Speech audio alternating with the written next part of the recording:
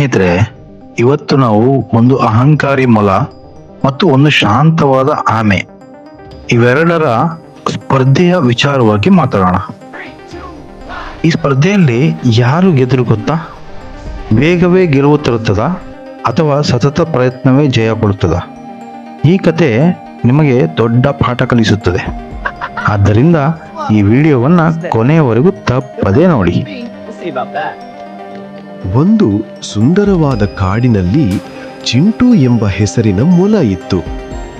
ಚಿಂಟು ತುಂಬಾ ವೇಗವಾಗಿ ಓಡುತ್ತಿತ್ತು.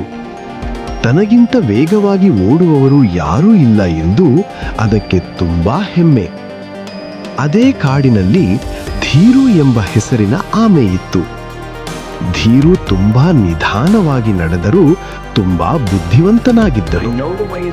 ಒಂದು ದಿನ ಚಿಂಟು ಎಲ್ಲರ ಮುಂದೆ ಧೀರುವನ್ನು ನೋಡಿ ನಕ್ಕಿತು. ಹೇ ಧೀರು, ನೀನು ಇಷ್ಟು ನಿಧಾನವಾಗಿ ನಡೆದರೆ ನಾಳೆ ಬೆಳಿಗ್ಗೆಯಷ್ಟೊತ್ತಿಗೆ ಮುಂದಿನ ಮರದ ಹತ್ತಿರ ತಲುಪುತ್ತೀಯಾ ಎಂದು ತಮಾಷೆ ಮಾಡಿತು. ಧೀರು ಶಾಂತವಾಗಿ ಹೇಳಿದನು, ಸರಿ ಚಿಂಟು, ನಾವಿಬ್ಬರು ಒಂದು ಓಟದ ಸ್ಪರ್ಧೆ ಅಂದ್ರೆ ರೇಸ್ ಮಾಡೋಣವೇ? ಯಾರು ಮೊದಲು ಆ ಬೆಟ್ಟದ ತುದಿಯಲ್ಲಿರುವ ದೊಡ್ಡ ಹಾಲಿನ ಮರವನ್ನು ತಲುಪುತ್ತಾರೋ ಅವರೇ ಗೆದ್ದವರು.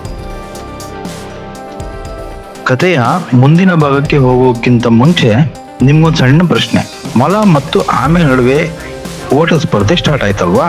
ಇದ್ರಲ್ಲಿ ಯಾರು ಗೆಲ್ತಾರೆ? ಯಾರಿಗೆ ಆತ್ಮವಿಶ್ವಾಸ ಜಾಸ್ತಿ ಇರುತ್ತೆ? ಈಗ ನಾರ್ಮಲಿ ಯೋಚನೆ ಮಾಡೋದಾದ್ರೆ ಆಮೆ ತುಂಬಾ ನಿಧಾನವಾಗಿ ಹೋಗುತ್ತಲ್ವಾ, ಮೊಲ ತುಂಬಾ ಸ್ಪೀಡ್ ಆಗಿ ಹೋಗುತ್ತೆ. ನಮ್ಮೆಲ್ಲರ ಪ್ರಕಾರ ಮೊಲನೇ ಗೆಲ್ಲುತ್ತೆ ಅಲ್ವಾ? ಈಗ ನೆಕ್ಸ್ಟ್ ನೋಡೋಣ ಯಾರು ಗೆಲ್ತಾರೆ ಅಂತ ಹೇಳಿ. ಕಥೆಯ ಮುಂದಿನ ಭಾಗಕ್ಕೆ ಹೋಗೋಕ್ಕಿಂತ ಮುಂಚೆ ನಿಮ್ಮ ಹತ್ರ ಒಂದು ರಿಕ್ವೆಸ್ಟ್. ಯಾರೆಲ್ಲ ಈ ಒಂದು ಚಾನಲ್ನ ಸಬ್ಸ್ಕ್ರೈಬ್ ಮಾಡ್ಕೊಂಡು ನೋಡ್ತಿದ್ದೀರಾ, ನಿಮ್ಮೆಲ್ರಿಗೂ ಥ್ಯಾಂಕ್ ಯು ಸೋ ಮಚ್. ಹಾಗೆ ಯಾರಿನ್ನ ಸಬ್ಸ್ಕ್ರೈಬ್ ಮಾಡಿಲ್ಲ ಪ್ಲೀಸ್ ಸಬ್ಸ್ಕ್ರೈಬ್ ಮಾಡ್ಕೊಳ್ಳಿ.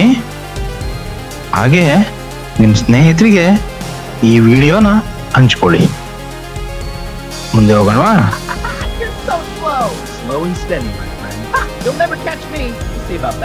ಸ್ಪರ್ಧೆ ಶುರುವಾಯಿತು. ಶೂ ಎಂದು ಚಿಂಟು ಮೊಲ ಗಾಳಿಯ ವೇಗದಲ್ಲಿ ಓಡಿತು. ಧೀರು ಆಮೆ ತನ್ನ ಎಂದಿನ ನಿಧಾನಗತಿಯಲ್ಲಿ ನಡೆಯಲು ಶುರು ಮಾಡಿತು. ಸ್ವಲ್ಪ ದೂರ ಹೋದ ಮೇಲೆ ಚಿಂಟು ಹಿಂದೆ ತಿರುಗಿ ನೋಡಿತು. ಆಮೆ ಎಲ್ಲೂ ಕಾಣಿಸಲೇ ಇಲ್ಲ. ಹೋಗ್ಲಿ ಬಿಡು, ಈ ಆಮೆ ಇಲ್ಲಿಗೆ ಬರಲು ಇನ್ನೂ 2 ಗಂಟೆ ಬೇಕು. ಅಷ್ಟರಲ್ಲಿ ನಾನು ಈ ತಂಪಾದ ಮರದ ಕೆಳಗೆ ಸ್ವಲ್ಪ ಹೊತ್ತು ನಿದ್ರೆ ಮಾಡುತ್ತೇನೆ ಎಂದು ಚಿಂಟು ಆರಾಮವಾಗಿ ಕಣ್ಮುಚ್ಚಿತು. ಮರದ ನೆರಳಿನಲ್ಲಿ ತಂಗಾಳಿ ಬೀಸುತ್ತಿತ್ತು. ಚಿಂಟು ಗಾಢ ನಿದ್ರೆಗೆ ಜಾರಿತು.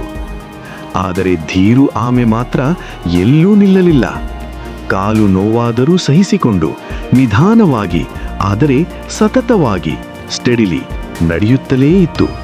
ಅದು ಮಲಗಿದ್ದ ಮೊಲವನ್ನು ದಾಟಿ ಗುರಿಯ ಹತ್ತಿರ ತಲುಪಿತು. ಒಂದು ನಿಮಿಷ. ಮೊಲ ನಿದ್ರೆಯಿಂದ ಎದ್ದಾಗ ಆಮೆ ಗುರಿ ಹತ್ರ ಇತ್ತು. ಇದನ್ನ ನೋಡಿ ಮೊಲಕ್ಕೇನಾಗಿರ್ಬೋದು? ಶಾಕ್ ಆಯ್ತಾ? ಅಥವಾ ಆಮೆ ಮುಂದೆ ಹೋಯ್ತು, ಗೆಲುವಿನ ಹತ್ರ ಇದೆ ಅಂತ ಖುಷಿ ಆಯ್ತಾ? ತುಂಬಾ ಸಂತೋಷ ಪಡ್ತಾ? ಏನ್ ಮಾಡಿರ್ಬೋದು ನೋಡೋಣ ಮುಂದಿನ ಭಾಗದಲ್ಲಿ.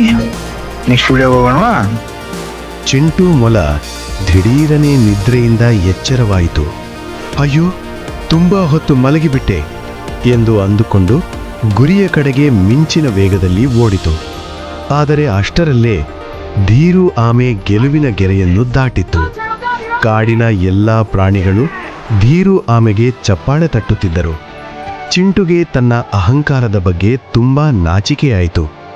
ಅಂದುಕೊಂಡ ಕೆಲಸ ಮುಗಿಯುವವರೆಗೆ ಸೋಮಾರಿತನ ಮಾಡಬಾರದು ಎಂದು ಅದಕ್ಕೆ ಅರ್ಥವಾಯಿತು.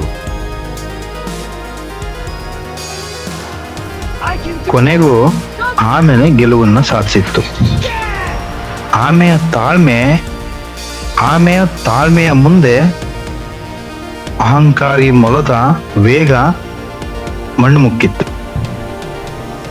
ಸ್ನೇಹಿತರೆ, ಈ ಕಥೆಯ ನೀತಿ ಇಷ್ಟೇ. ನಿಧಾನವಾದರೂ ಸತತ ಪ್ರಯತ್ನ ಇದ್ರೆ ಖಂಡಿತ ಗೆಲುವು ಸಿಗುತ್ತೆ. ಅಷ್ಟೇ ಅಲ್ಲ, ನಾವು ಎಂದಿಗೂ ಯಾರನ್ನು ನಮ್ಮ ಎದುರಾಳಿ ಎಂದು ಕಡಿಮೆ ಅಂದಾಜು ಮಾಡಬಾರದು ಮತ್ತು ಕೆಲಸ ಮುಗಿಯುವ ಮುನ್ನ ಸೋಮಾರಿಗಳಾಗಬಾರದು.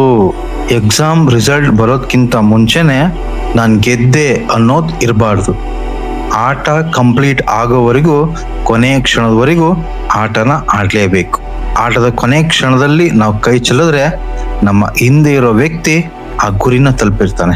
ಆಟ ಆಗಿರ್ಬೋದು, ಓದೋದಾಗಿರ್ಬೋದು, ಊಟ ಆಗಿರ್ಬೋದು, ಪ್ರತಿಯೊಂದನ್ನು ಅನ್ನನೂ ಸಹ ತಟ್ಟೆಲಿ ಕೊನೆ ತುತ್ತಿನವರೆಗೂ ಕಂಪ್ಲೀಟ್ ಮಾಡ್ದಲೇ ಎದ್ದೊಳ್ಬಾರ್ದು. ಸೊ ಇದಿಷ್ಟು ಇವತ್ತಿನ ವಿಡಿಯೋದ ಮಾರಲ್. ಸಿಗೋಣ ಮುಂದಿನ ವಿಡಿಯೋದಲ್ಲಿ. ವಿಡಿಯೋ ನಿಮಗೆ ಇಷ್ಟ ಆದರೆ ಲೈಕ್ ಮಾಡಿ, ನಿಮ್ಮ ಸ್ನೇಹಿತರಿಗೆ ಶೇರ್ ಮಾಡಿ, ಜೊತೆಗೆ ಸಬ್ಸ್ಕ್ರೈಬ್ ಮಾಡೋದನ್ನ ಮರಿಬೇಡಿ. Thank you so much. Bye bye.